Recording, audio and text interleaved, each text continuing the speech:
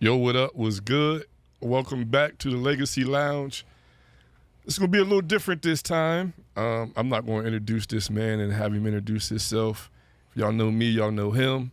If not, y'all going to get to know both of us. It's my right-hand man, Mikey. Mike Lamb. It's kind of wild watching you do this. Like, I'm sitting here watching it, and I'm just like, this is like you're doing this, and I'm sitting here, and you're like, I don't know. It's kind of weird. I ain't gonna lie. It's super wild, super weird doing this with you over here, and then me doing this, and you watching me doing this, and I'm finna be talking to you. Yeah, it's different. Yeah, this is wild. Yeah. So I want to start with word association. I want to preface this by saying I did not prep him, but this is going to tie into, us having our own language, and not just me and you, but inside jokes to where we can have conversations around people and people not know what we're saying. Yeah. Don't let me down. I'm going to try my best. Don't let me down. Mm-hmm. So I'm just going to throw about 3, 4, 6 of them at you. Okay. Nicolette Fellows. Cookies. Hold on. I'm going to say it again. Okay. Nicolette Fellows. Cookies. All right. I ain't had this in so long. Cornbread. All right. This initials. BBS. Big, black, sweaty. As big, as black, and as sweaty. Big, black, sweaty. You're doing good so far. Okay. You're doing well. Old nose. My enemies, my enemies. My enemies. If I got that hard to sell, that ain't hard to sell, what am I rocking? Karl Lagerfeld. All right, last one. Mm-hmm. You better listen to your corner. And watch for the hook. Boom. My man. So you went 7 for 7, 6 for 6. That's impressive, bro. Hope it was layups. Yeah, that was definitely layups. So what's up, man? Welcome. Is this weird for you? Yeah, I mean, I feel like to articulate how weird it is like, it's I'm not gonna be able to do it, but like we talk every day almost. Mm-hmm. Like we have this thing where if we don't have a conversation probably within 48 hours, we're beefing. Like we fell that's out. Our thing. Like we fell out. Yeah, we fell out. So like to sit here and talk to you in this way is definitely different, Yeah. Because you knew broadcast journalism was my thing. Right. Well, I wanted it to be my thing. Right. We were in the same broadcast journalism class. Yes. I didn't get to participate at Kent with any broadcast journalism courses, but I went with the goal of being a broadcast journalist. I wanted to be like Stuart Scott. But remember, you were good in broadcast journalism until when, bro? Until them freaking cameras came on. I could practice like no other, We could do the little skits and whatnot, like the Saturday Night Live joints. But as soon as I was sitting in front of that desk and that teleprompter was on, it's like I was a different person. And you turned into Bob Sacamano. Yeah. Did you turn into... Yo, Bob Sacamano is a fictional character that nobody knows, and that's what I turned into. Like somebody that you didn't know. Where was Bob Sacamano from? I actually don't know where he's from. So Bob Sacamano was somebody that Kramer... No. I know from Seinfeld. Okay. I thought you meant like, where is his location at? No, I don't know. It's like my friend Bob Sacamano. Like whenever you want to say something, you just say... So did he say that often on Seinfeld? Yes. I didn't watch Seinfeld. We just did that skit in broadcast journalism. For sure, said it a bunch of times, like a whole bunch. Yeah. Yeah, he came up with the idea with the paddle and the ball before Bob Sacamano was just the ball or the paddle or whatever it was. It's like this. Like if you want to tell a story and you don't have somebody to tell it about, it's Bob Sacamano. It's Bob Sacamano. Yeah. We've been friends. Depends on who you ask. We'll say we 41. We'll say 40 years. I think that's fair. We'll put 40 years on that. I would say I know you probably better than almost anybody. I would be top. We'll say top 2, just for margin per error, whatever. I don't want to offend nobody. Yeah, exactly. I don't. Yeah, I meant mainly your wife. Yeah, exactly. I'm gonna say top 2. So in my life, I've experienced a lot of misconceptions as far as how outsiders view you. Okay, let's bougie. Heard that. Yeah. I'm sure you heard it once or twice. Yeah. Think you better than everybody. Heard that too. I think that goes with bougie. Okay, you know? okay. Looks down on people. Come on. Should I stop? Like, is this how you feel? No, you know it's not how I feel. I You know it's not how I feel, but Yeah. I've always heard these things. And I'm always like, Mikey cool as hell. He ain't, you know, he ain't nothing like that. But it's not just you. They put the lambs in there too. Now that's different. You know, I love my family, and they've been my family my whole life, so I know them very well. I get associated, you know, by the last name and how they treat people just as much as like myself, you know. But you a lamb. Your last name Lamb. Yeah, but I don't act like them lambs. I ain't trying to offend no lambs, bro. That's the last thing I'm trying to do. They know their flaws. Who though? They do. They yeah. We gonna leave it at that. We ain't about to start naming lambs. That's what we not about to do. Yeah, they know what they do. You bougie, bro? It's hard to answer that because I like nice things. You know, like I want a really upscale dinner. You know, I want like a fancy international vacation. You know, I want the finest designer, whatever. So tying materialism to bougie is a thing. But it's crazy saying but after that, what you just led with. What? It's crazy. How is it crazy? What you like? I like things, bro. Like I've always liked things. Like you know me. Like so I are like you things. bougie? I would say AF. because like I'm not like Hillary from Fresh Prince bougie. I'm not like, you know, like Murray from Clueless bougie. I'm not that bougie because like I love other things as well. You know, like a little bit of Murray, a little bit of the grease, bro. You got a little bit of Murray's, bro. It's a little pomade, little Murray. I still use Murray's. I figured you would still use Murray's. But yeah, I mean, like the looking down upon people is the thing that I don't like about being bougie. Right. Because the aspiration for like getting things that are nicer, or having, you know, really nice experiences. If you call that bougie, then I'm bougie. But if you think bougie is like looking down on somebody or not respecting somebody's struggle, I'm not bougie at all. Another misconception is that you like Silver Spoon, which is completely opposite of how you really came up.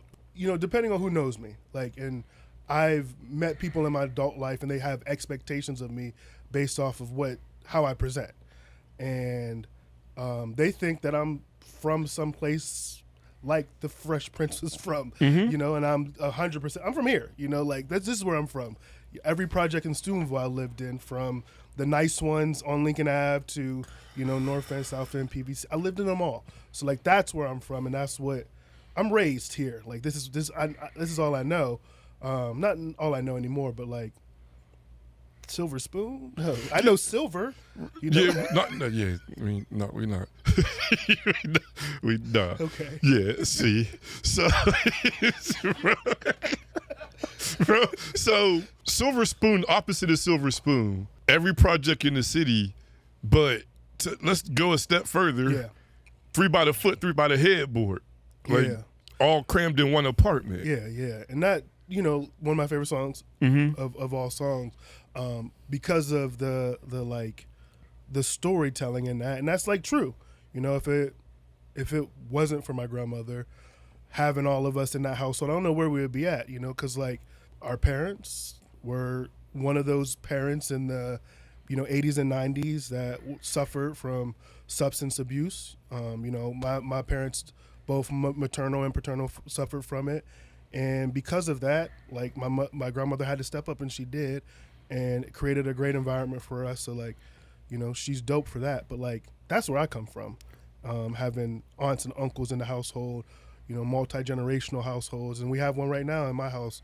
But yeah, you know, like Silver Spoon isn't a thing. You know? Classic stereotyping though. Yeah. From how you present yourself now, but no idea exactly what you've been through. Like, I'm Silver Spoon compared to what you went through, honestly, like real shit. And I think that's one of the biggest misconception is Silver Spoon. Yeah. How does that, till this day, play a role in your life, everything you've been through? It's wild that you're asking this because I was driving here from, where I live at now, and one of my store managers called me, and they're like, how are you, how you are? And we went through all of, like, the, professional stuff. And she asked a further question, like, that doesn't make sense to me why you are how you are. And what she was talking about was, like, my drive and my dedication to, like, work and pushing forward. And, the thing that was highlighted mostly was, like, I don't get burnt out. Like, because I don't get burnt out. Like, I can work, have a lot on my plate, and just, like, I'm not going to get tired. I'm not going to get burnt out. And it's because Miss Lamb didn't, She didn't get tired. She didn't get burnt out. She went and cleaned those people's houses. She worked at Titanium. She cooked that amazing, dinner on Sunday, and she had stuff on her, because she had to show up, like, and in that way at all times. And that's what I watched. I watched her do it and spin all those plates and not complain. Maybe she complained a little bit, but not complain is crazy. Yeah, okay, maybe she complained just a little bit, but, like, by not complaining is, like, to nobody else. Like, she kept it internal, and then, like, it was great. And I do the same thing. So, like, my drive comes from where I came from. Like, I want there to be options, bro. Like, I want to be able to, like, for real, be solidified in my life financially, and sustained, and not have to worry about anything. And I think I have to work every day that hard. Like, I could lose it in order for that to happen. Because you've seen the other side of, where you're at now. Right. People that know, but I don't think people realize is the showing up thing. And I don't mean in person, like showing up to birthday parties. I mean showing up for your friends and your family. Like, I keep the family together. Like, one of the great moments in adulthood for me, and I watched Sean on here previously talk about his dad treating him as an adult and how it was a great moment for him. And I had a similar moment. Like, my Aunt Terry, who has been, like, a rock for the family and done a lot for us, came to me at one time and was like, you're it for the family moving forward. And she said, like, basically, my grandma's passing the baton to me, and they all want me to be able to assist the family moving forward. But, like, you keep us together. Us being Grimy 103, whatever, the family. So I want you to think about a couple of things. Mm-hmm. In the last 10, 15, 20 years, our biggest gatherings, us together as a group of friends, brothers. Okay, your wedding, mm-hmm. 30th birthday party, yeah, New Year's at your house. You see what I'm saying? Yeah. Like, anytime we got together, since we've been grown, most times we got together is from you getting us together. Crazy, right? I think, like, it is crazy to think about that, like, as a thing, but, like, I love doing what my grandma did. Like, and it's crazy to keep on going back to her, but, like, my grandma created environments where people enjoyed themselves around food, family, and fellowship. And, like, that's my thing. Like, if I could do anything for the rest of my life, like, that's what I want to do, is create environments where people enjoy themselves around food, drinks, family, fellowship, whatever, And, like, I like seeing people have a good time, bro. Like, and, like, y'all, like, my guys, like, I love seeing us have a great time. So we've had the conversation about hosting, that's what you do. Mm-hmm.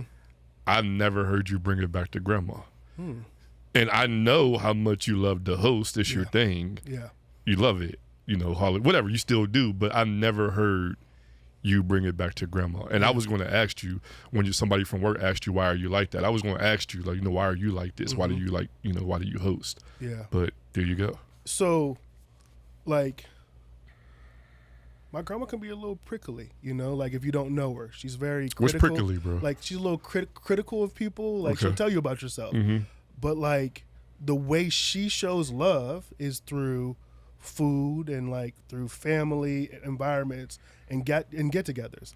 Like she might not give you a hug, she might not tell you she love you, but she gonna put that smothered pork chop on your plate with the extra fixing that's your favorite on your birthday, and it's gonna be a surprise. All right, let's do a how about. Let's do a how about. Okay. We'll do a few how abouts. All right, how about? Okay. How about it's your birthday, we at grandma's house with the smothered pork chops, and she put the fixings on my plate, but I don't eat the fixings. Is she gonna find out? What? Is she gonna find out? Yo, you are going to be measured like the Terminator. You know, like when the Terminator has his like eye turns into like that like digital gauge, and he figures out what people are good or bad. She's measuring your plate that way, how much you ate and didn't, the cost of it, and what you threw away. And she's gonna then mention it. Not to me though. Yeah, in your absence, most times. She gonna mention it to you. Like, if you my friend, she gonna mention it to me. What's she gonna say, But if it bro? was me, he threw away half that turkey. He put all that on his plate and threw away.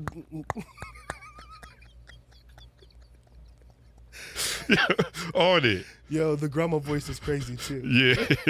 You know I'm here for it. Yeah. There's a couple voices I might ask you to do. For sure. A little bit of backstory to when we talk about the 40 years, and I say it depends on who you might ask. Yeah. So your dad, my uncle, extremely close. Right. Your dad, my dad, friends. Right. So they say we've been friends our whole lives because we're 6 weeks apart in age. Yep. I remember EJ. EJ was my friend before you, but shout out to Killer E. Yeah. I remember you when you came back from Cali. Yeah. High top. The highest. The high flat. Canoe. Tight. Canoe head. Yeah. You was canoe heads. It was a thing. Soft spoken. Very quiet dude. Very, very quiet dude. You was Tawana Bennett's cousin. Like you was Cuddy Mike's son. Every day of my life to this day. So, boom, we 7th grade. Sorry, Mom. The story got to come out. It came out at your wedding, but you didn't like publicize the speech. We in 7th grade. Kroger's. Mad Dog. 2020. Yes. You came out of your shell. Came out your shell, bro. Yeah. What you said? I said I'm Cuddy Mike's son.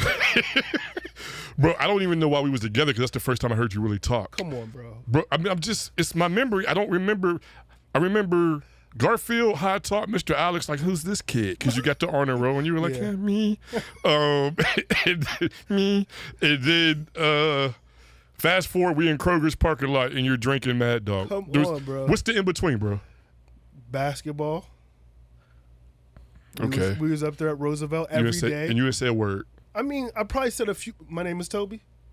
That was the same as, that wasn't the same time. It was Mad Dog. It was definitely not Mad Dog. It was Mad Dog. Mad Dog and Toby is totally different times.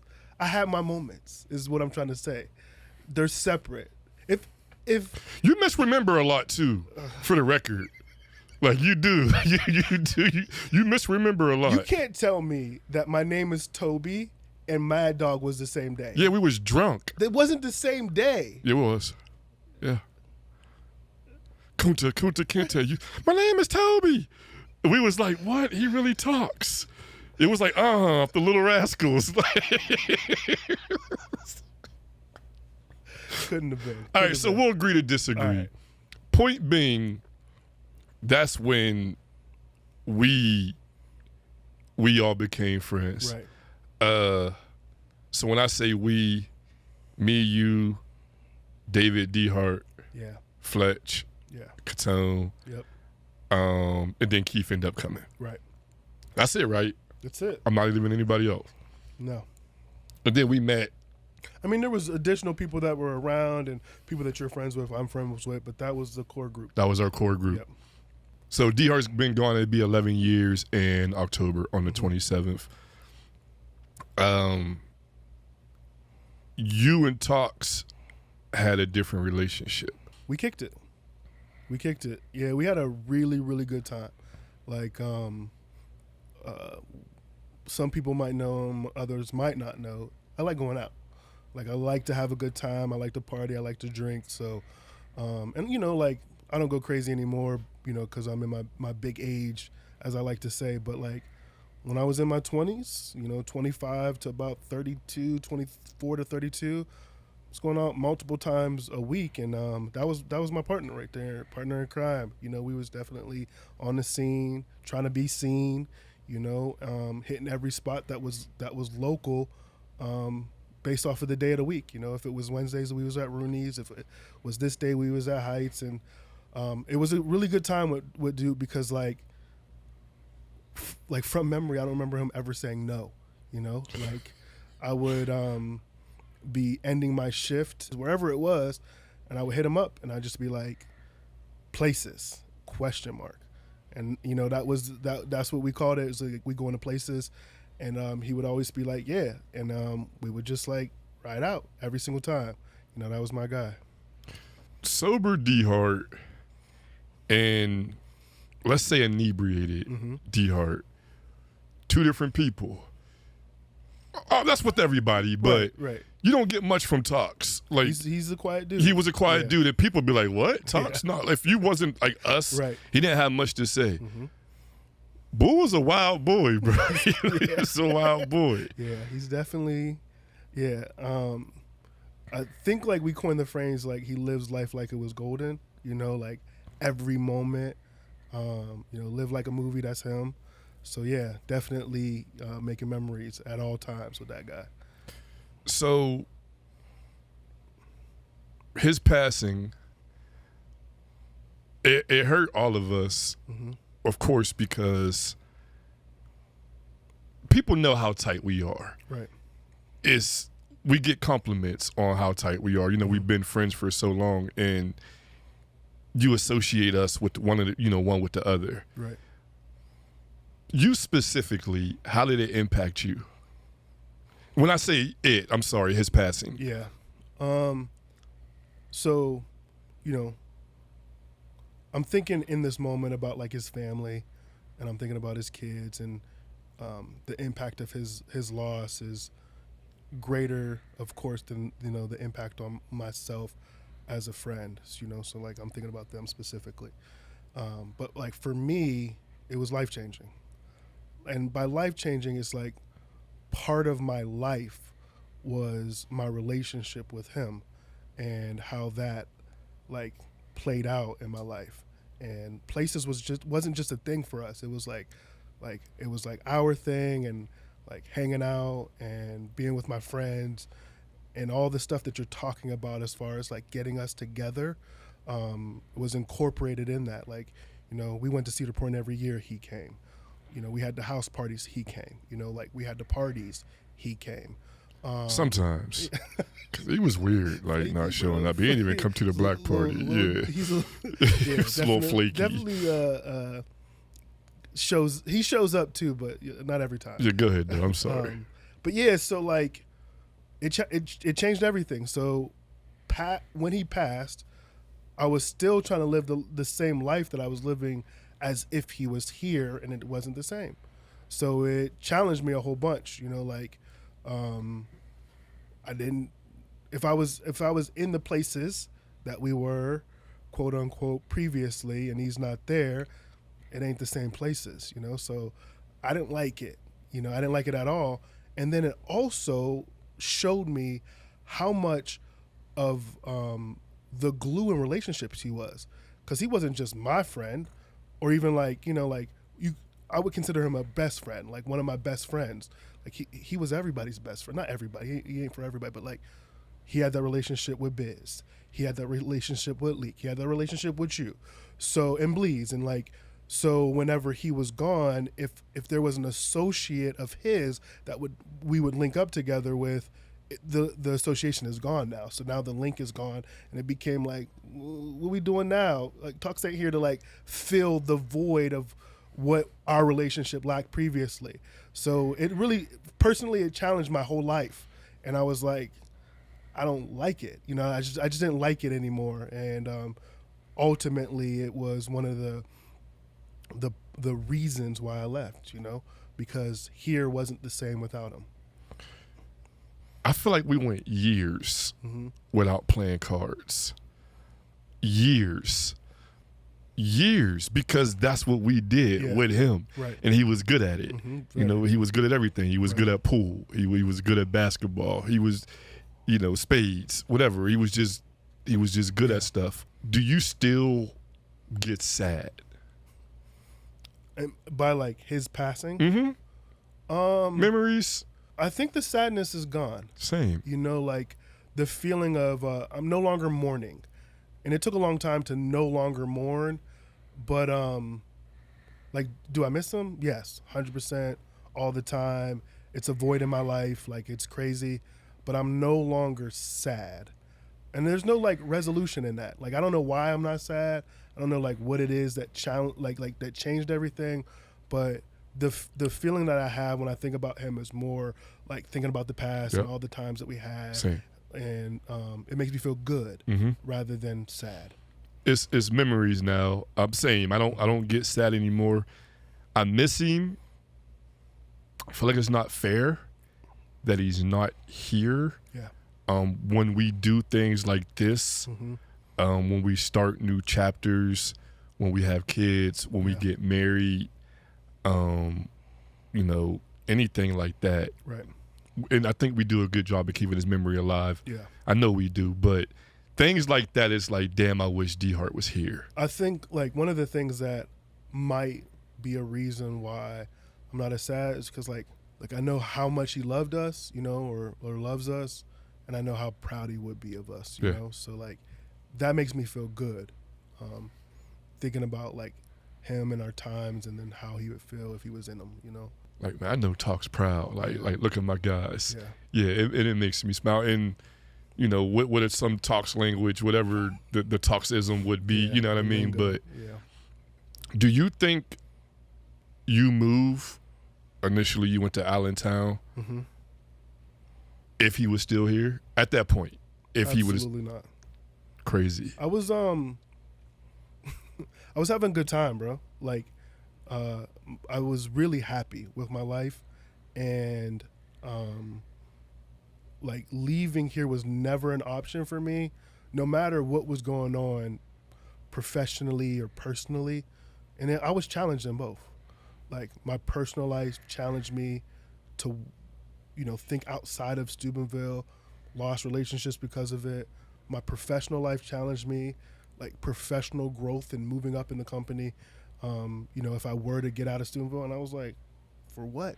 Like my grandma's here, my guys are here. I'm having a good time at the places, and I'm really kicking it, like really having a ball. So why would I leave? And if he's here, then the places continue. And I'll probably go into the places at this moment. Like would you be on your way as soon as we was done? Like after this, I'd be like right there. Places. Yeah.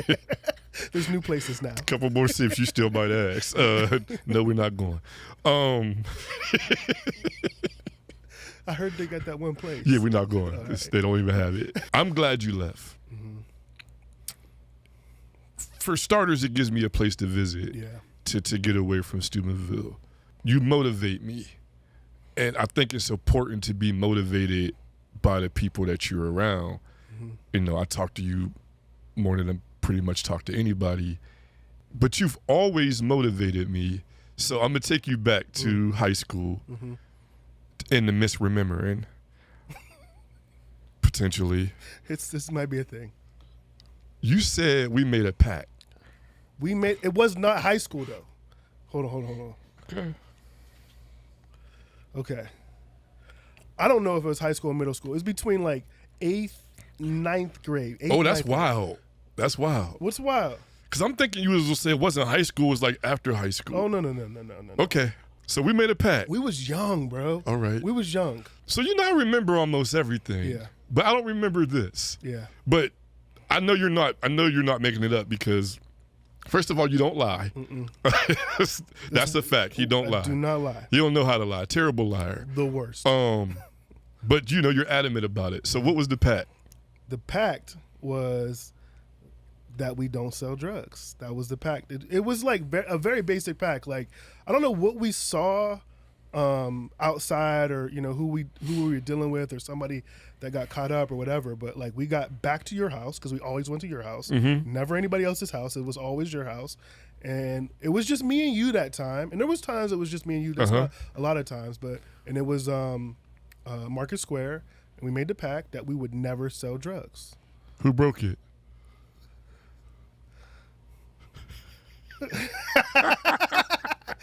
Yo, like I ain't gonna hold you. Like, I honestly believe that it could have been me first. Okay, we won't count that because that's nothing you. It was something you might have done once, twice, 8 times. If we're being for real, I broke it. Yeah, you broke it. So I might have like acted like I was breaking it. Not built for this at all. Don't want that life, and I understand the hustle and specifically the necessity of it. But like, you broke it. I broke the pact, but it never, without living different lives, but it never impacted me and you. I'm sorry. Yeah. But you always wanted better for me. But you never verbalized, bro, get out of and I wasn't in the streets. Well, I was in the game. I wasn't in the streets, if that makes sense. It does. But you know what I'm saying. I mean, I feel like it should resonate with everybody. Yeah, it makes like sense. Cackety-cacking in the streets versus being like hustling. Yeah. You would say, yo, bro, they hiring up the way. I could get you a job here. They making this much here. It was because you wanted better for me. And it was one of the raps I did. I said, I forget what I said, but it was along the line of like, Mike, you wanted more for me. And most people wouldn't understand, but that's what it was. Yeah. Like, what was that? I think it could possibly be two separate things. Like, two things can happen at the same time. It's like, I was nervous for you personally, and then like, I know your potential. Like, I probably put my nervousness on you, like, because I know I couldn't handle it, and I didn't want you to have to be in that space. So that's where the nervousness came from. And then like, your potential to me is like through the roof. So like, why aren't you trying to do another route or do something differently so that you don't get kind of caught up as well? So for me, I don't ever want to be like off-putting to somebody on what they're doing with their life, and that takes us back to like the whole like think you're better than somebody thing. Like I would never talk down to somebody because of choice that they made, and the only reason that I felt comfortable talking to you about it is because of our relationship. Right. Like everybody else, you make your own decisions, you do whatever you want to do, and I'm here to help whoever needs help. But like for you specifically, I felt like I had a little bit more skin in the game, as well as like relationship currency that I could use to push you to maybe think about it a little bit differently. So I was just egging you on, showing you that there's a possible different way that you could do something similar, basically. Yes, you're a fixer. I am. The analogy, the comparison during the best man speech at your wedding, that I'm the voice because I know what to say, and you're the hero because you come through and say the day. It's so I can name, and we're not going to go, but I can name so many times, when I went through the breakup and I had nowhere to go, and I came, I came to your house with the garbage bags, and and stayed longer than I planned on staying. Yeah. One instance stands out to me. I lost my job at the bank. Yeah. I lost my job, and I didn't want to tell you I lost my job. Not because I was embarrassed. I didn't want it to be your burden. Yeah. And I knew, as sure as my name is Clarence, and Ashley's asking me, did you tell Mikey? I'm like, no. Did you tell Mikey? I'm like, nah. And I'm saying nah because I know what's going to happen. Yeah. What's going to happen is you're going to start sending me links from Indeed. Not just Indeed, LinkedIn. Everything, but it's going to be obsessive to the point where it's going to upset you. Yeah. Not that I lost my job, but that you can't help me find another job.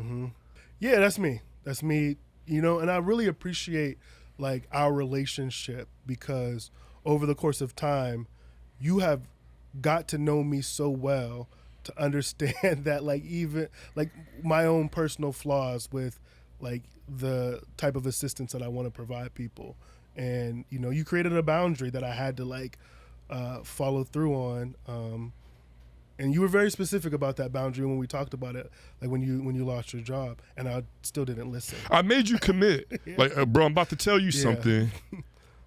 You're going to be like freaked out, but don't do this. What I know you're going to do. Yeah. And you did it. Yeah. And while you're doing it, I'm like, bro, stop. And you wouldn't stop. Yeah. Like, I think like my personality or like who I am as a person, like if there's a problem, I'm thinking solution every time.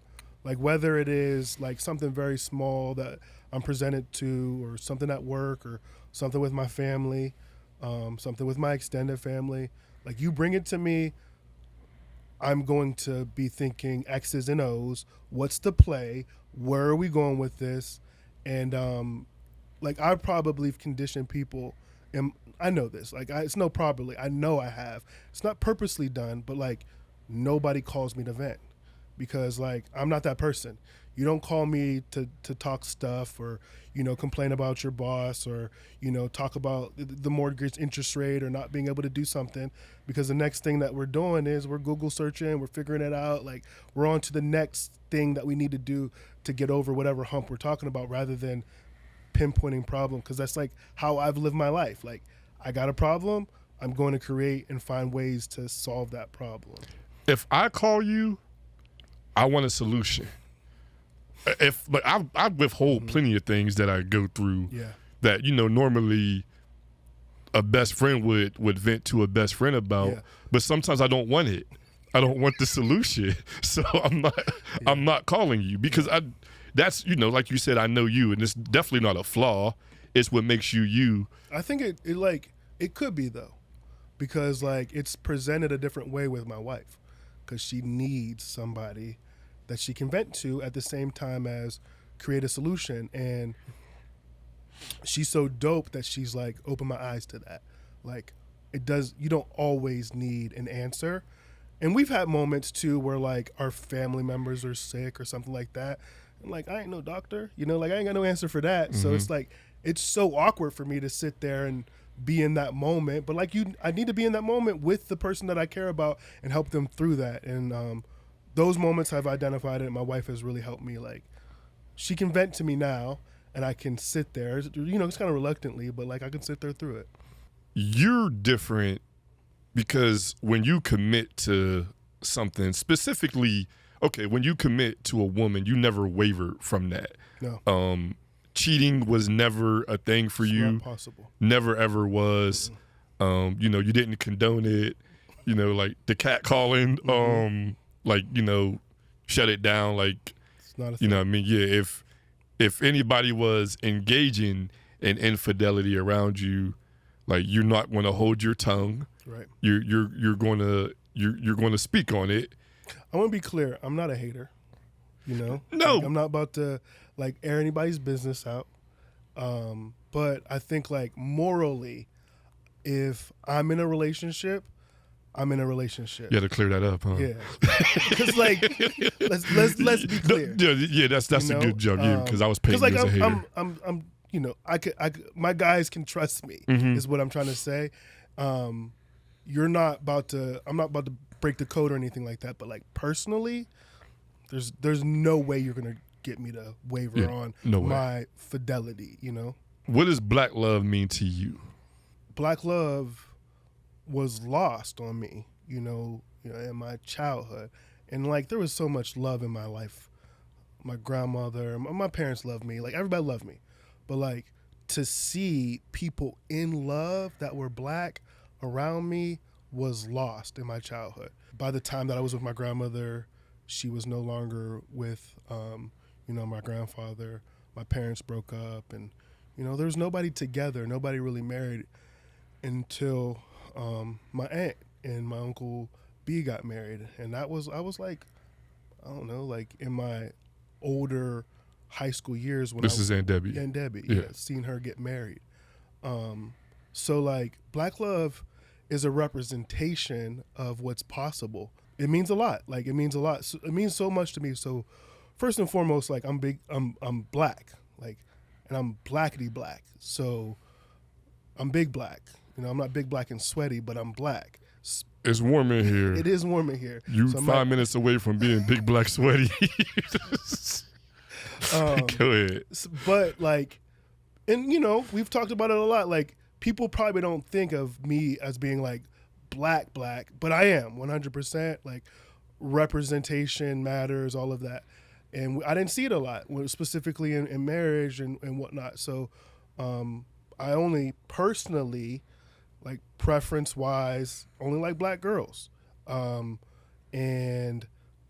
I like dark-skinned black girls. Mm-hmm. You know, that's always been what I've liked. If you got a little bit of tone to you, that's what I like. So, you know, getting married was about finding somebody that is a great companion. Additionally, showing my kids that, like, this is what love looks like. So it's multifaceted for me. Like I'm not going to choose to marry somebody that's not black. That's kind of the thought process. I don't associate you and Adrian with black love. Let me finish. I associate y'all with black excellence. Now, I mean, you really can't have one without the other, but to me, y'all are a step above black love into black excellence. I also think Adrian came from black excellence. When you know what I mean when I say that, with the family dynamic. You see what I mean by black excellence and why I associate y'all with black excellence? When I think about black excellence, I'm thinking about like people of a good like financial stature, people that have, you know, great careers, entrepreneurship, and like the same level of aspirational wealth, or, you know, the foundation is the same level of love that they have, and it's combined, and like they're like a power couple, you know. And, you know, from black love to black excellence, it's just the difference is maybe like just a little bit more successful is what I think about. Yeah, well, everything you described is you and Adrian, you know, whether you see it or not, you know, because you're on the inside looking out, I'm on the outside looking in. I love when my girls can get around Miss Vi and Gabby and Camille and Adrian, because they're such strong, successful black women. Right.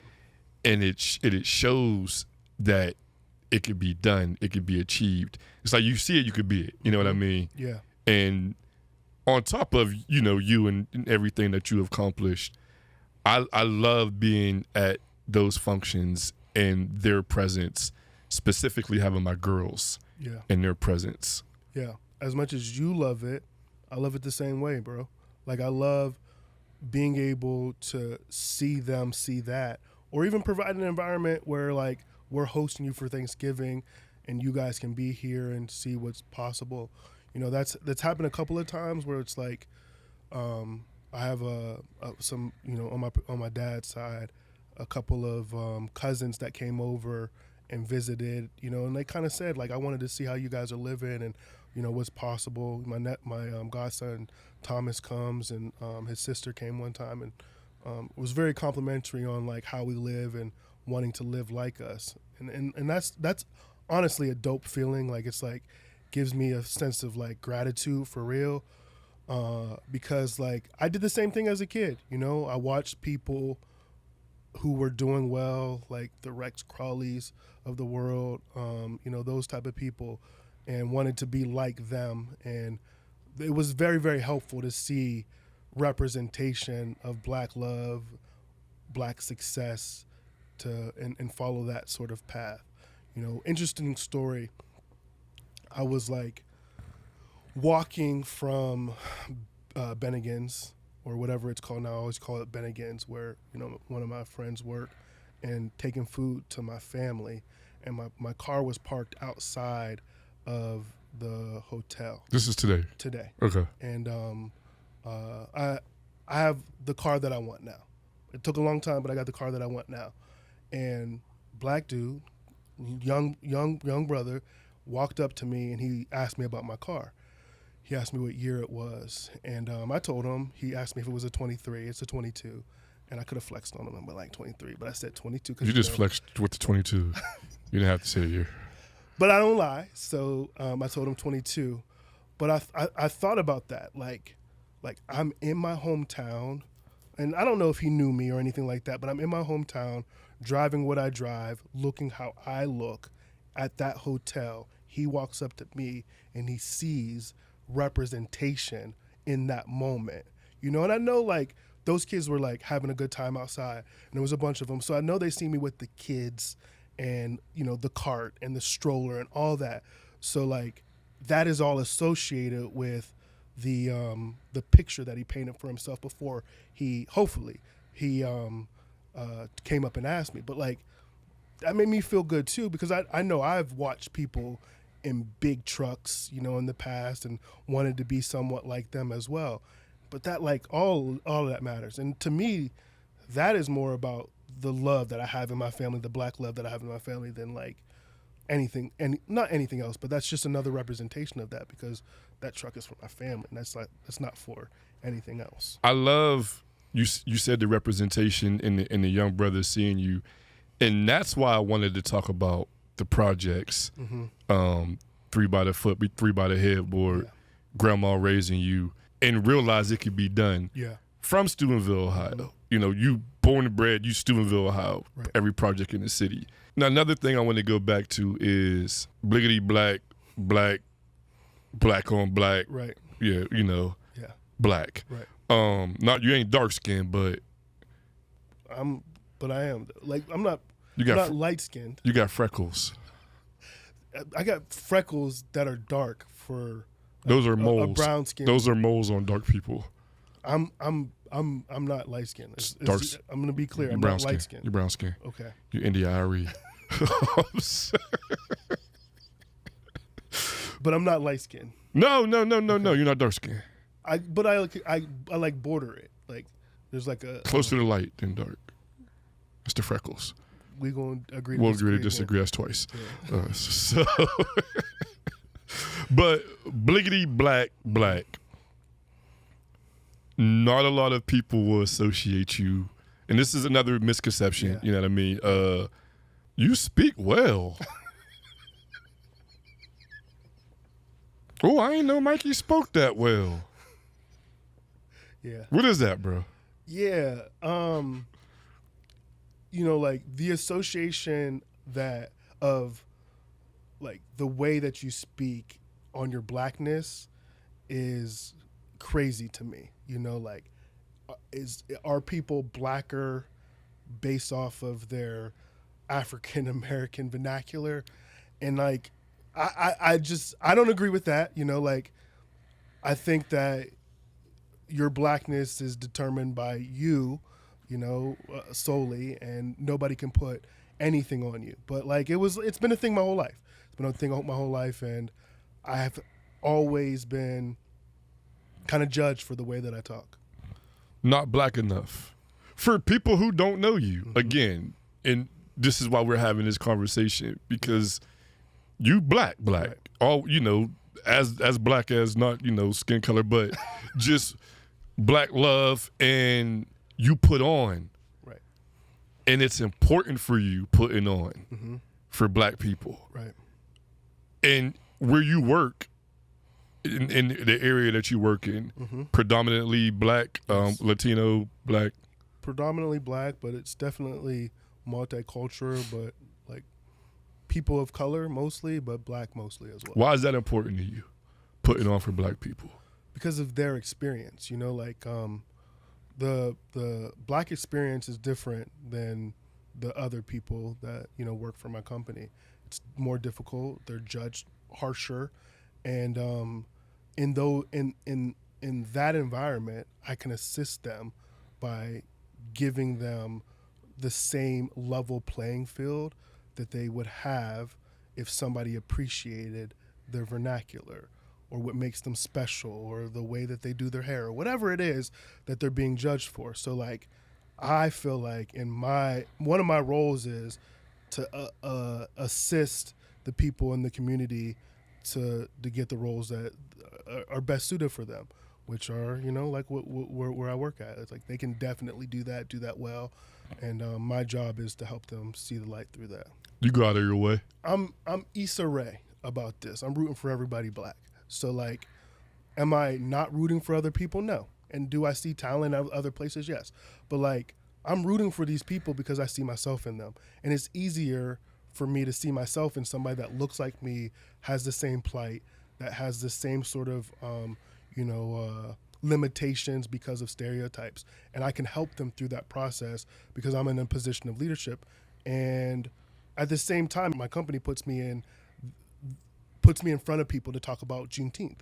It puts me in front of people to talk about Black History Month. So the representation of like what this company can do is done by me. So like, why wouldn't they call me to pull the people up through it as well? So I think they do a good job on both ends. But like, I think it's my duty to get people on, and just like with you, like if I see somebody who has talent that can be successful, that might need to make different choices, I'm gonna help them.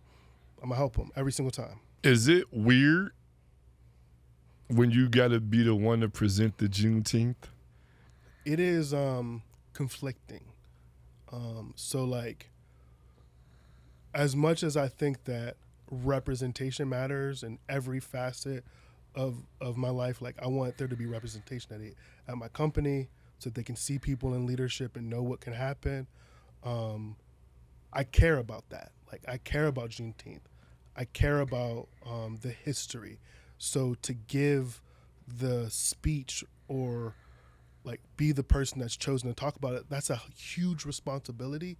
And the conflicting part is about being true to whatever I'm talking to, as well as respecting the position that I'm in.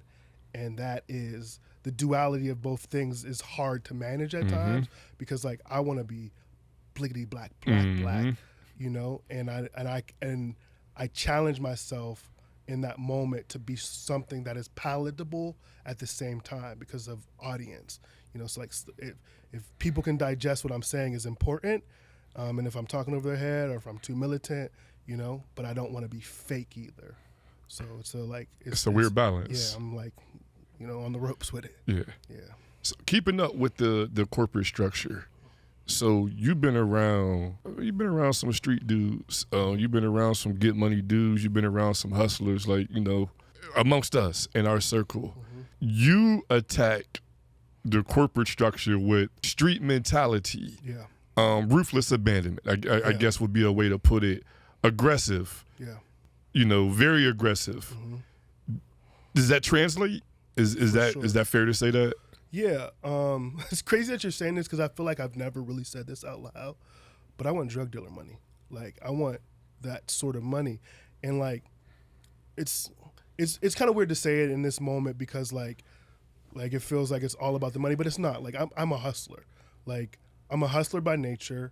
I've found my hustle, and I'm going to keep hustling for the foreseeable future in the same route until I can hustle on my own, basically. And I feel like, like whatever lane you're in, whatever hustle you're in, you try to find routes to get your own business or your own source of income to be able to, and that's what I'm doing. So like, I'm an aggressive hustler, through a specific conduit or source, and that's the corporate environment. To go where? I think that's the man. Like I don't want to work for the man. It's taught me a lot. Like like I've honed in onto a lot of skills, and I've been able to refine a lot of stuff that I do, and I think it will like really help me when I venture out. And I've ventured out personally with real estate and whatnot, but I want to work for myself. Like I want to be able to provide spaces where people fellowship and enjoy themselves. I'm not sure what that looks like. We've talked about it a bunch personally, but like that's what I want to do. And this hustle that I have, or this drive that I have, in the corporate environment, is getting me closer to that point. You came and sat here before the cameras is rolling. You asked me if I like this, mm-hmm. and me and you talk at length plenty of times about not wanting to work for the man, and you know, we'll ride past a building that's for sale or for rent, and it could be a hookah lounge or a bar or whatever, because that's where we're at, you know, trying to find a lane. But you asked me if I like this. I do. Yeah. I don't know if this is it, but I really, really, really enjoy it, and I want to ride it as far as I can take it. Yeah. And I say that to say I didn't know what it was. Yeah. But I know I didn't want to do, you know, the 9 to 5 forever, and this like organically just came about. So that's how it happens. Yeah. And, you know. Yeah, I mean, I'm looking forward to like carving out a path for myself, and I watched you doing this thing, like, you know, doing these videos and watching you. I'm like, oh, he's having a good time, you know, like he's definitely having a good time, and also I can tell you're having a good time because you don't talk about work, you know, like if we're talking about your family, your life, we're bidding, we're having jokes or fouling or whatever, and we're never talking about like your actual work.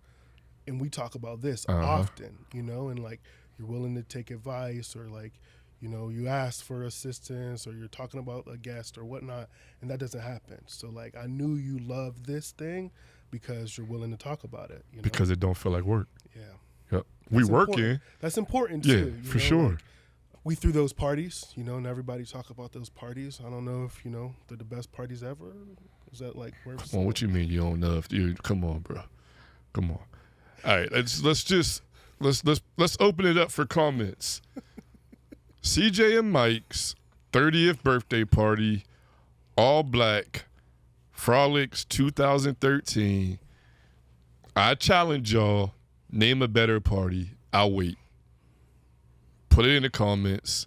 Name a better party than our 30th birthday party in 2013, all black at Frolics. If you didn't come, you missed out. Yeah, they know about it. It was free. You know, it was free. It was free. So like we had the red carpet. We wasn't charging nobody. First 200 shots was free. Just trying to have a good time. We had a great time. Put on for the city. Create an environment. People fellowship. Have a good that's what I want to do. You know, and I don't know what that looks like in the future, and I'm hopeful that I can do it on a broader scale than just a party once every 10 years. But you know, I think that's what I'm built for. After throwing all those parties, all hosting so much, and having 2 weddings in the matter of a couple of years, and being able to do those, that's what I want to do. I want to create those environments. So you know you can come help me with my parties that I've been planning for 4 years. Anytime. We're not going to talk about the nature of the parties, but they're coming. The parties are coming. So just know that we got something. We are working. The Legacy Lounge is working on something. I have to bring up you being a girl dad. First of all, you being a dad is weird.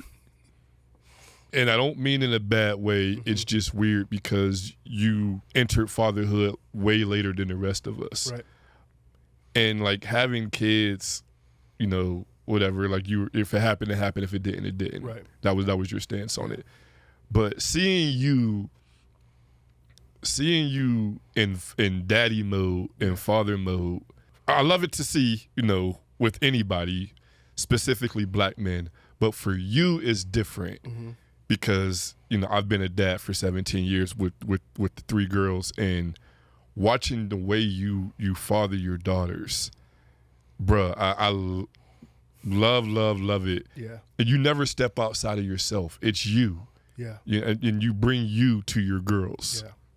I watched a lot of people, you know, like I watched, you know, my best friends having kids, my aunts having kids, you know, my big cousins having kids, and I've learned. I did a little bit of research. I tried to figure it out. And my wife came super prepared, you know, just to be clear. Super prepared. There's a lot of things that I had no idea about that she taught me about when it comes to like rearing a child. And we were like aligned, you know, previous to having a kid. And I think that's important. Again, I say this without judgment, like, because everybody has their own routes. And if you're not able to do what we did, you know, that's your route. Like my route is just a little bit differently. we were able to be in a place financially where we were prepared. We were we were able to be in a place mentally after counseling that we were prepared.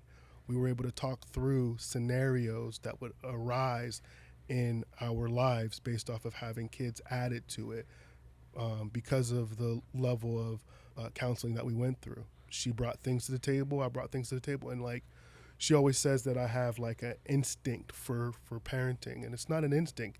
Like, I've watched kids grow up, you know. Trey and Dre were in my life since I was 15. Same thing with my nephew Timmy.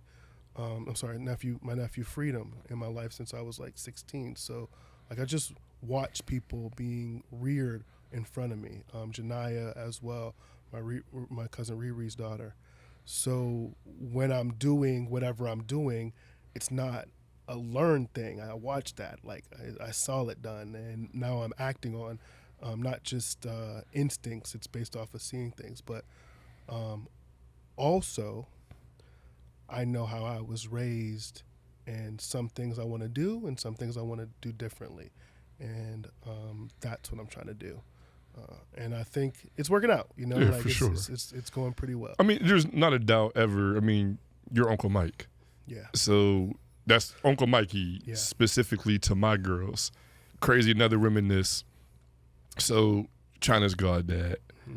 Mm-hmm. So we joke, bro, about hard stances. Mm-hmm. I'm the hard stance king. You got him. Yeah.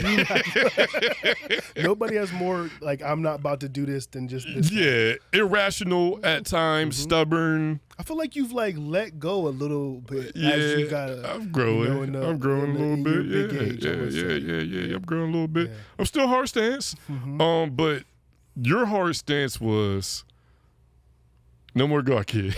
I'm done, bro. I don't want no more God kids. I mean, how many can you have? Correct. And do it well, you know? For sure, like, yeah, and you do it very well. I'll be trying. So Ashley was pregnant with AJ. Mm-hmm. The Best Man Holiday movie came out. Yeah. And that's a tough one still. Bro. It is, bro. Yeah. It is. And, you know, I'm emotional tizzy as I get older. To talk about Best Man Holiday, like, it's an amazing movie, mm-hmm. but when he stands up there and does that eulogy, like, we both did that for, like, our mm-hmm. best friend, and, like, at that time, we did it, like, at that time, that movie came out, I remember sitting in the movie theater watching it and being like, whoever I was with, like, she can't relate to, like, what I'm going through right now, this moment, and, like, it was tough, bro. And that's what I'm saying. So I'm in the movie, first time ever, mm-hmm. I cried at a movie. Mm.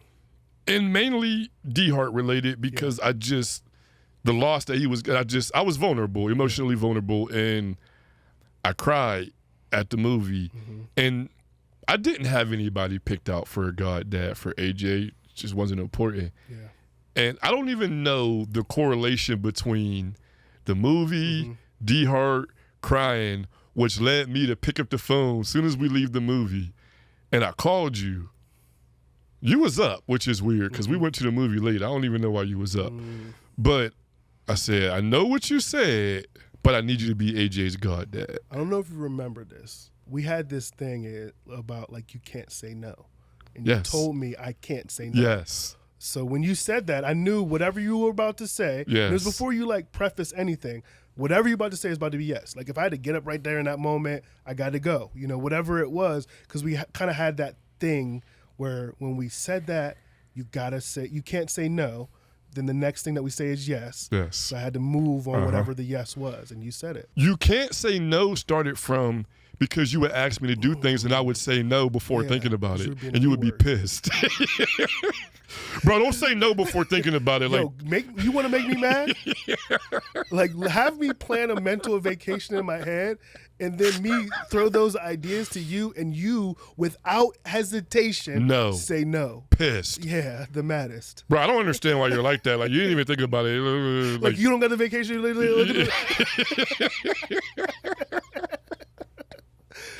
Straight up, bro. You can't say no was me being stubborn and pig-headed. No matter where we went in life, we came back, you know what I mean, to you know, being best friends, to being brothers, to you being my right-hand man.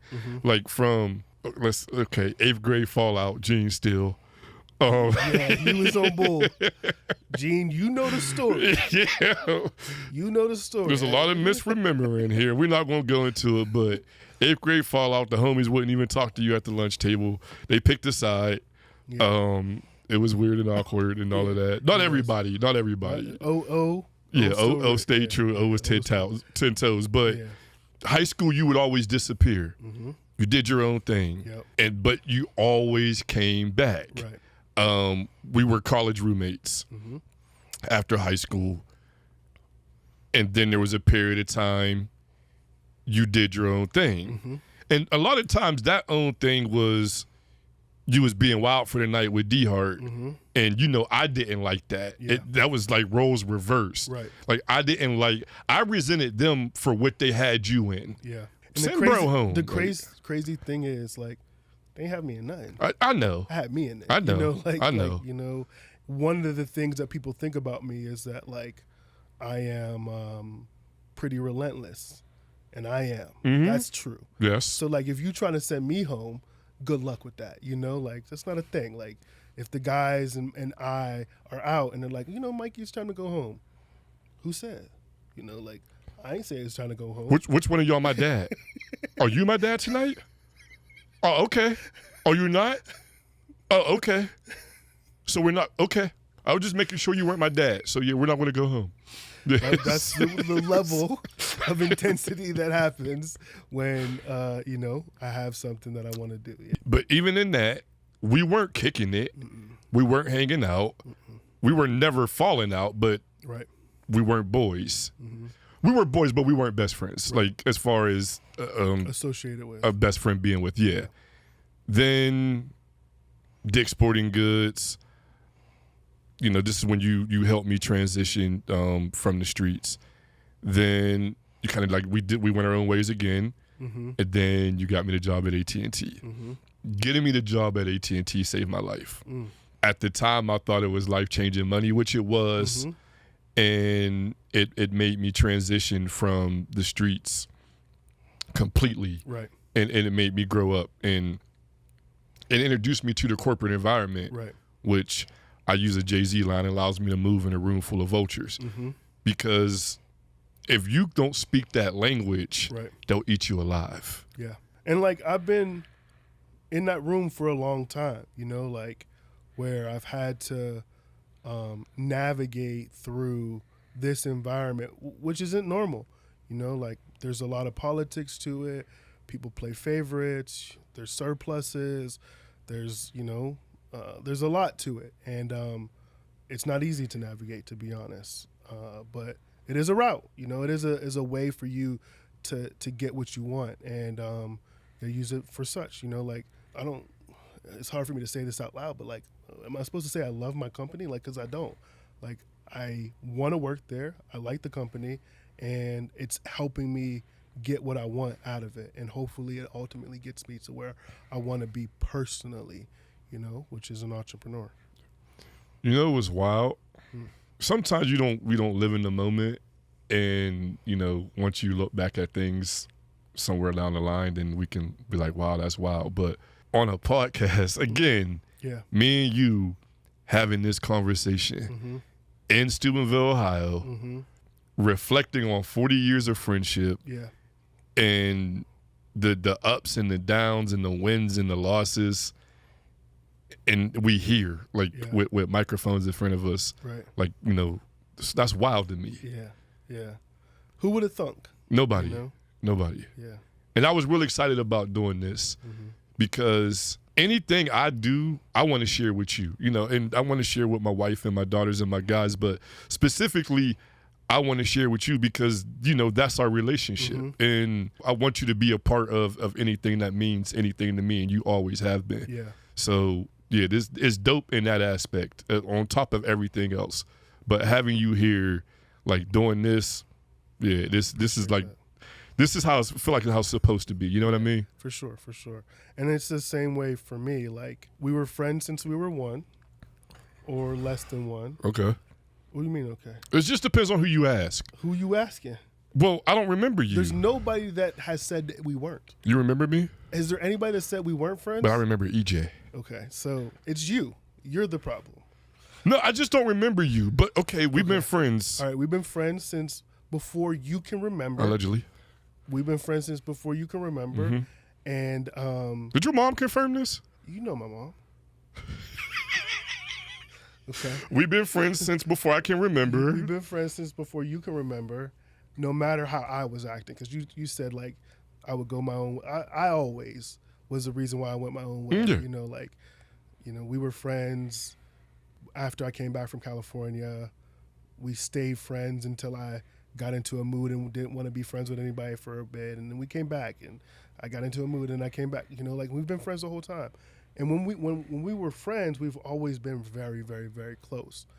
And one of those moments were senior year, sitting in journalism class in front of mics like this, similar, and sharing that mutual experience. And now we're in front of mics like this, sharing another mutual experience post. I don't know how long it's been, bro. It's been a really long time since high school, probably It's been 23 years. Yeah, I was going to say something like 25 years. And now we're in front of mics talking about our lives, that we still, to this day, share together. And, we don't see each other every day.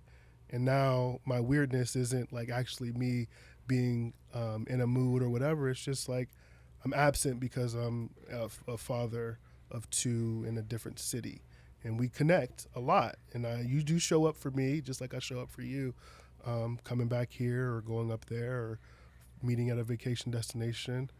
And I love that, So it's nice to share this moment with you again, doing something that you really seem to really enjoy. Yeah, I do, and it means a lot. We unk, bro. We agree that we're more unk than me. It's because of the way I dress. It's not because of age or anything like this. I dress more unkish than you. You true. I dress am I fresh? I ain't fresh. Ain't that unk? Is that unk? Yes, that's LRG unk. Yeah. Khaki and LRGs with the. Yeah, you told me that. I didn't know I was unk. You was like, bro, you unk with the Nike outfits and with the J's and the fitteds. You told me I was unk, and I've embraced it ever since, bro. Honestly, I'm unk. Just with a little bit different of a search engine. You Uncle Phil. I'm unk. Yeah, right. At the end of the day, our brotherhood, and not just, I don't want to limit it to you and I, but since we're speaking about you and I, us as a group, we don't got to go by grimy no more, but that'll always be us. That's what people associate us as. Yeah. I don't want to say we don't have to go as grimy anymore. We don't have to call ourselves grimy anymore, but we'll always be that because that's what people associate us as. But they associate it as a brotherhood. Yes. And just like people get excited seeing Black love and seeing you and Adrian and, the prototypical Black family that people strive to be, that's how they associate our group of friends. Yeah. Is when we post a pic or when they see us together is Digger the Grimies, even if some of it wasn't even originally grimy, but they associate, let's keep it real. They weren't Grimies, and they don't even like being called Grimies. Who doesn't like being called Grimies? 103? Yeah. Yeah. Because they're 103. Yeah, but don't nobody say, some people do say there go 103, but most people say there go Grimy. Nobody says there goes 103. Tell them that, bro. Who says that? Nobody. Nobody. What they say? There's the Grimies. You go to Grimies. Yeah. All right, so let's give a little quick history lesson, real quick. Yeah. So 103 was Speed, Bleeze, BG, Bones, Biz. Can I get confirmation on that? Am I missing anybody else? Am I missing anybody? Where's Maze at? Maze was BRC. He was he was more with. He's like yeah. Okay. So there was Play Beef with Grimy and 103. Always family. You and Biz first cousins. Me and Bones is cousins. I've known Biz since Boys to Men 8 through 10. Right. We won the first place in the dance contest. Yeah. So I've always known them. They've always known us. But we were Grimy. They were 103, and we didn't particularly like each other. Play Beef. Right. Bones punches the coach. Goes to Willing Willing Park. Right. Tone goes with Bones. Right. The twins graduate. BG goes to Italy. Mm-hmm. Biz is by itself. Right. That was the beginning of it. Yeah. Fast forward, BG comes back. Yep. We do the rap thing. Mm-hmm. So the rap thing is me, Biz, Bones, and BG. Mm-hmm. But I'm representing Grimy. Right. They're representing 103. Yeah. Y'all, my guys, wouldn't let a rap group be called 103. Right. Them wouldn't let a rap group be called Grimy because they wasn't grimy. Right. Which birthed Grimy 103. Right. And a lot of people don't know that. Yeah. So you'll get a lot more Grimy 103s Mm-hmm. than just 103. Right. If you hear 103, the Grimy is usually in front of it, but that's the origin. What I feel like it is like, if you knew us in high school, you're going to call us Grimy 103. Correct. If you know us outside of the school, we're Grimy. Yeah. That's it. And I think like this story is dope, like what you're saying about like the origin story of Grimy 103, but the origin story of Grimy is cool as well. Which you know? is? It's like I said, we always went to your house. So like there was always that one house that you go to as like, you know, middle schoolers or junior high schoolers, maybe high school as well. Sometimes it's because it's the cool house with the cool mom, and you know, I like your mom. I wouldn't call her the cool mom that allows you to. She wouldn't call herself the cool mom, bro.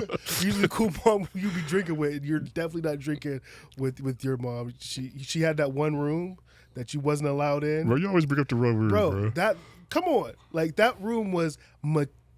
In Market Square. Make it make sense. Like, how did you have a sitting room? I don't know. You had 2 living rooms at Market Square. I don't know how we went upstairs and downstairs. I don't know how we landed that, bro. All right. So there's that. But we always went to your house, and your mom kept a pretty good like you know, close eye on us, and she called us a specific name, which is Grimy, and she would want to know if we're there or not because we was always there.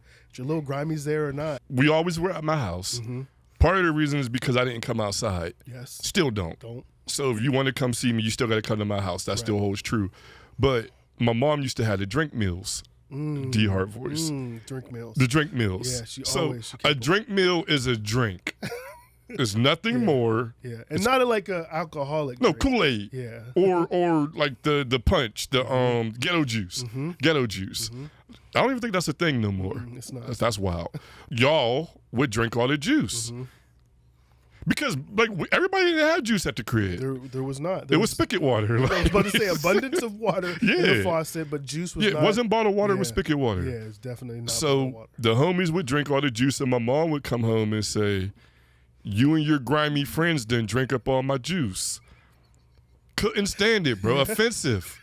What you mean we clean? We showered. Yeah. Like, what you mean we fresh? What you mean grimy? And then as we got older, we embraced it. Like, We sure did. it was like, this is what we gonna call ourselves.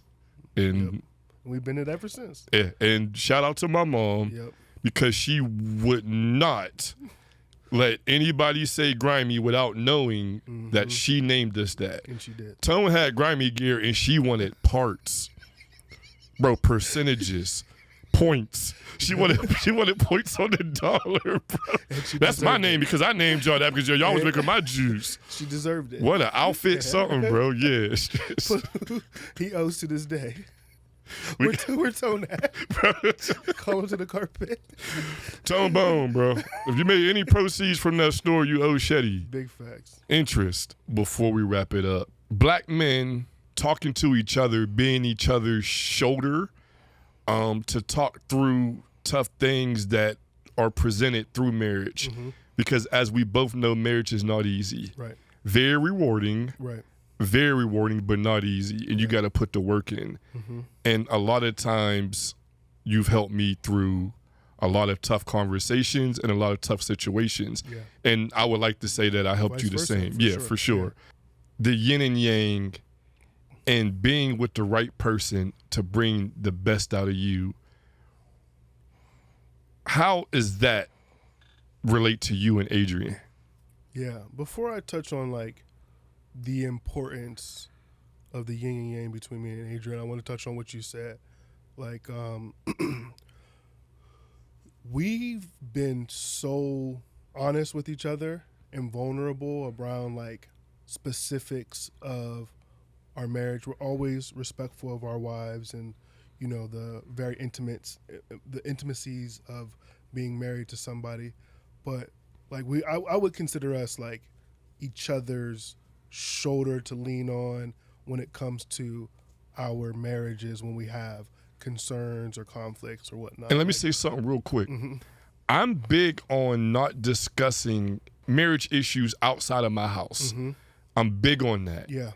You are honestly my only exception. Yeah. Partly because of of our relationship, and partly because you're living the same life that I'm living.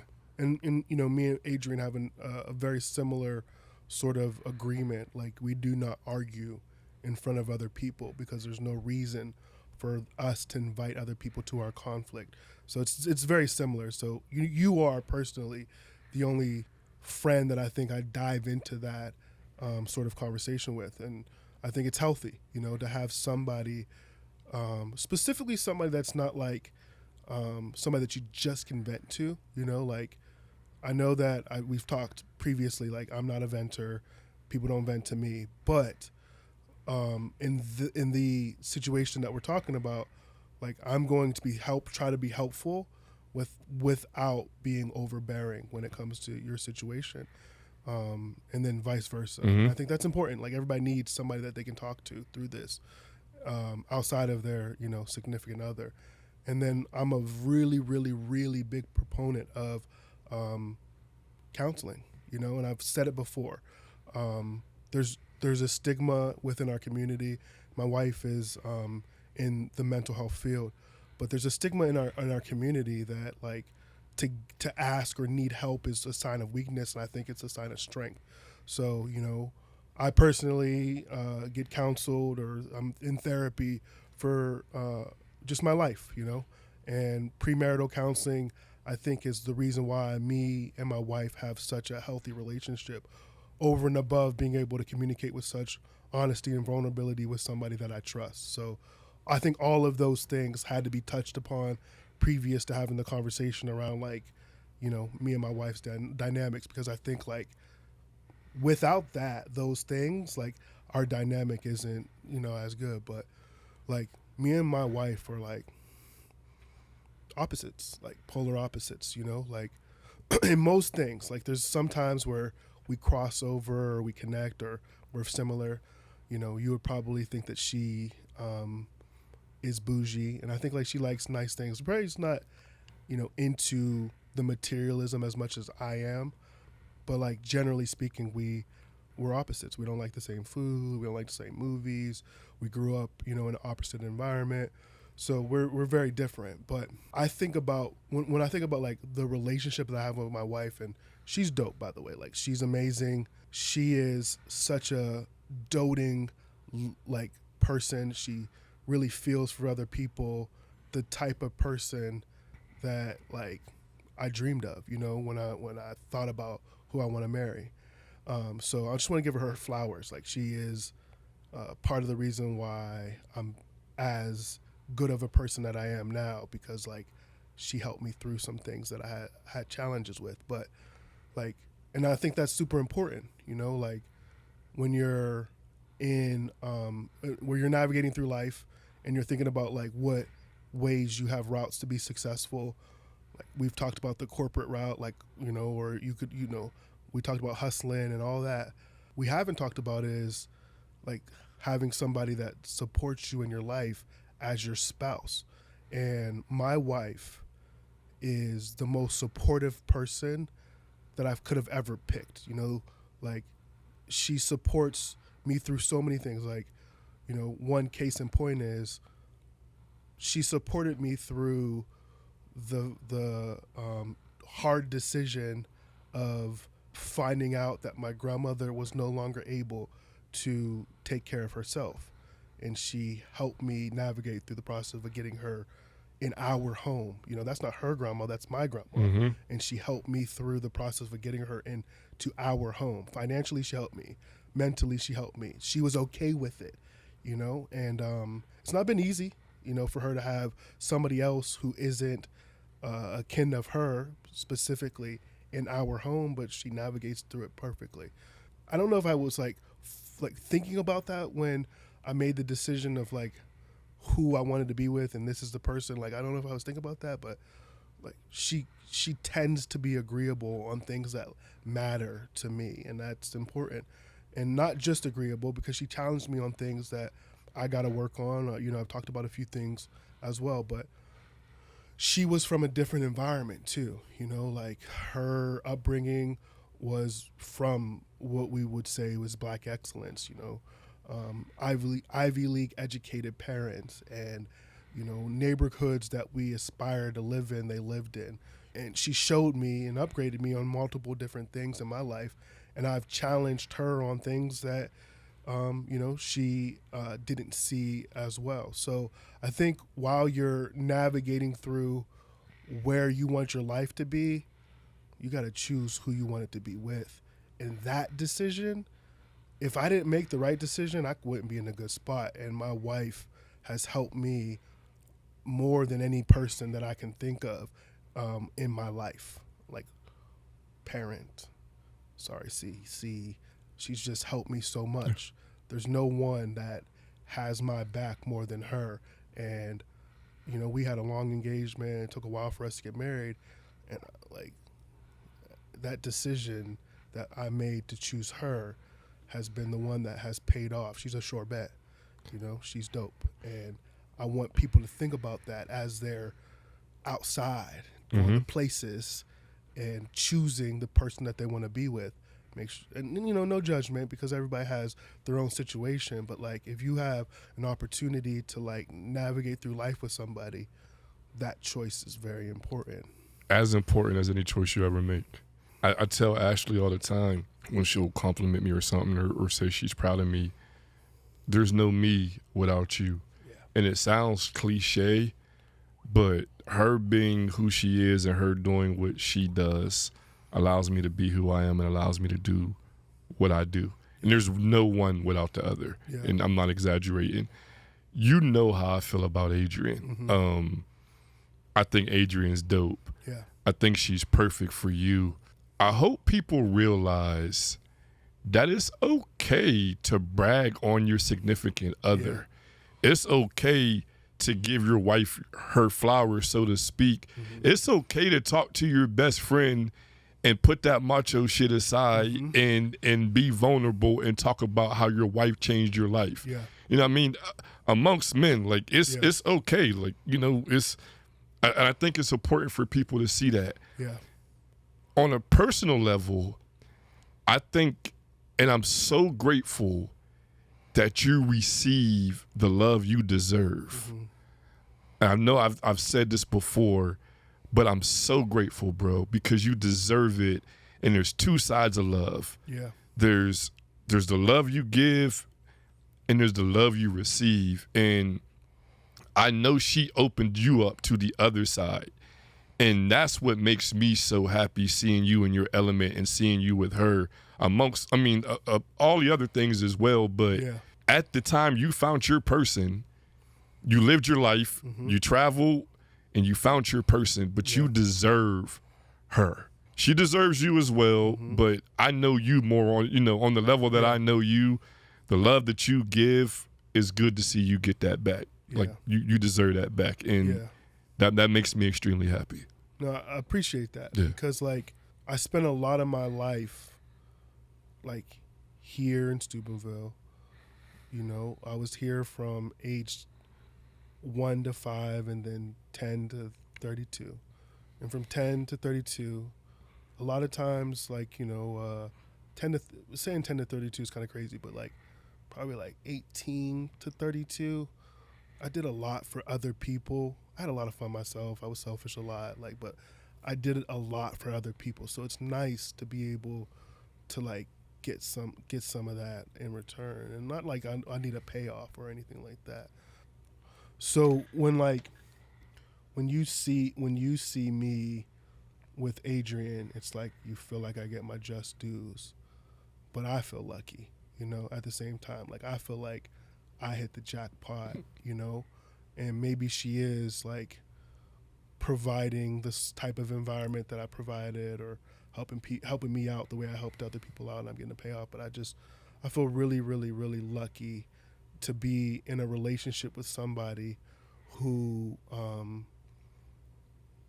doesn't put herself first all the time. She puts me first sometimes, put the kids first, put the family first, and like, it's nice, and like, she hustles just like I hustle, and it is truly a partnership, like, and almost to like the legally way. Like, we don't have no, in this moment, we don't have a pre or post nup or anything like that, but like, we are business partners. Mm-hmm. We're navigating through life financially to create generational wealth, and we have these life insurance policies, we have these education policies, we have these businesses. She has multiple businesses. I do too, and like, she has her corporate job, I have my corporate job, and we are figuring this thing out together while raising these kids in a way that we see fit, and having a lot of fun while we do it. So it's like, all of that is a choice.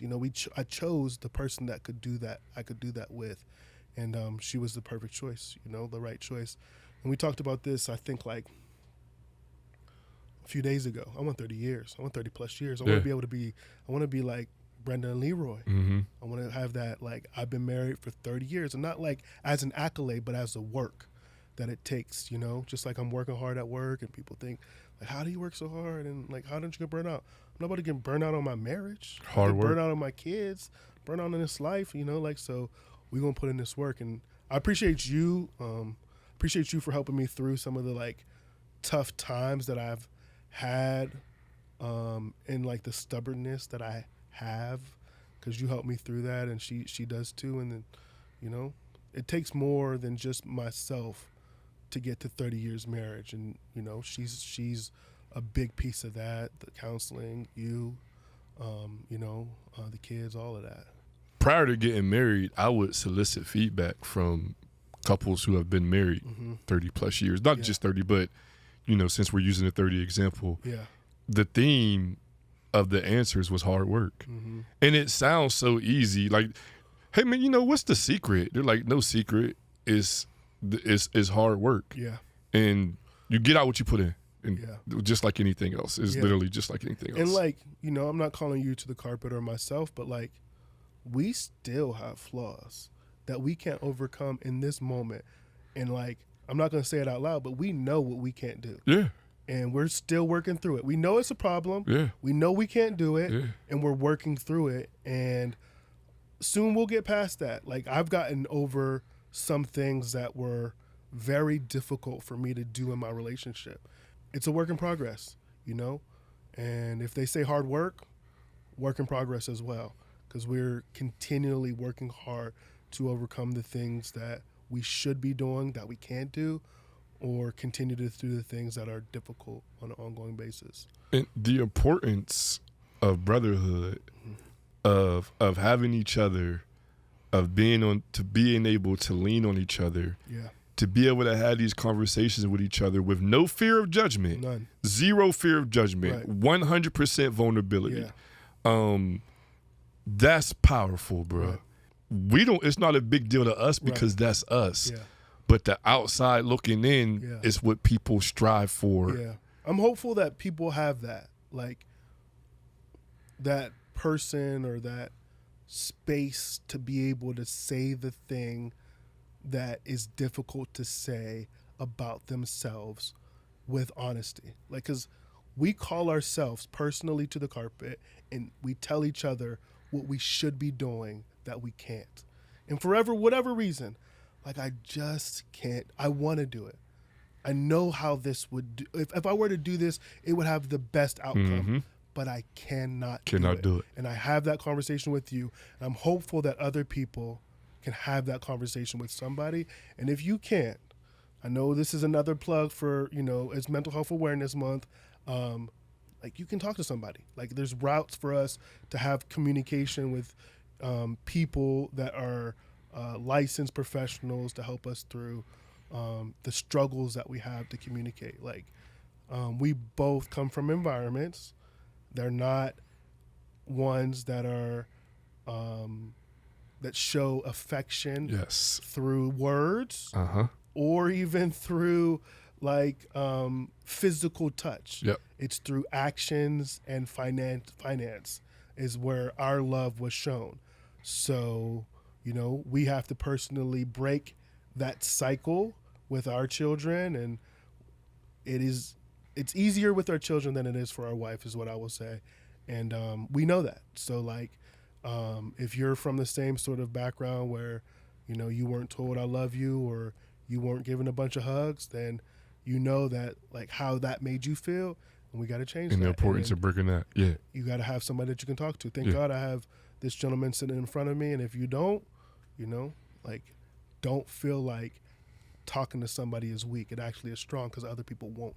I want to thank you, bro. We could probably talk for, honestly, we can talk for, I mean, you could come back anytime and we can do another 2 hours. What's crazy about this is like, I love this conversation, but I think it's a facet of what we talk about, like, or the mood and tempo in which we talk, because we joke so much. And we got do. some jokes here, but like, I would love to come back where it's a little bit lighter of a conversation. We can have some fun.